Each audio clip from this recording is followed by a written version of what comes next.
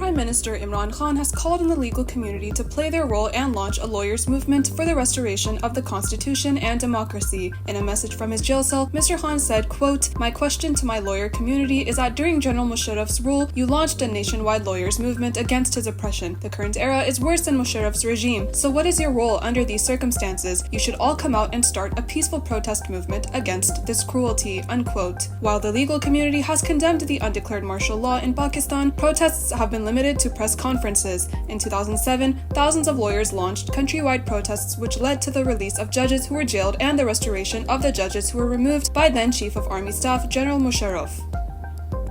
Pakistan Tehreek-e-Insaf, the party of illegally incarcerated Imran Khan, launched the first phase of its nationwide protest movement for the release of the former Prime Minister and restoration of the Constitution. Thousands of Pakistanis attended the rally in Swabi on Sunday, holding PTI party flags and posters calling for Imran Khan's release. Party leaders who addressed the protesters said the streets will have to be choked as all forms of justice have been seized by the military regime. Interim Chairman PTI Barrister Gohar Ali Khan said the people must realize their future is at stake. Quote, "Imran Khan is in jail for the sake of people's rights. He has repeatedly said his movement is for the freedom of his nation, and now Pakistanis must rise for themselves and for Imran Khan's freedom," unquote. Chief Minister Ali Amin Khan said the decisive call for the final protest will come from Imran Khan himself. Quote, "Imran Khan will give the final call in this month of November is when we will have to burn our bridges to attain freedom. We will not return home until Imran Khan is released," unquote.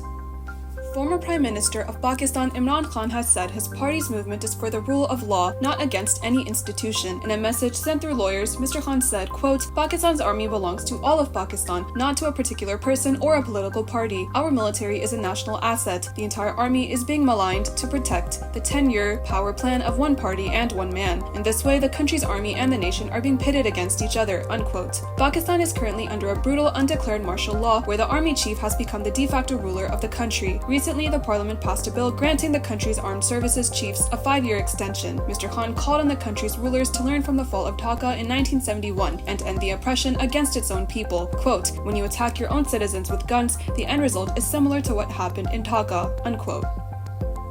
More than 25 people were killed today in an early morning blast in the city of Quetta as security and intelligence failures under the military's government continue. According to police, the attack took place on the platform as passengers gathered for the departure of the Jafar Express, scheduled to leave for Peshawar at 9 a.m. The outlawed Balochistan Liberation Army BLA group, the most prominent of militant groups in Balochistan, took responsibility for the attack, the deadliest since a string of coordinated attacks on August 25th to 26th, in which more than 50 people, civilians and security officials, were killed. Expressing grief over the incident, PTI's interim chairman called on the regime to release Imran Khan and focus on the actual challenges of the country. Expressing his grief over the Balochistan explosion, Gohar asked, quote, "how the politics will move forward and peace be restored while keeping the PTI founder behind bars," unquote.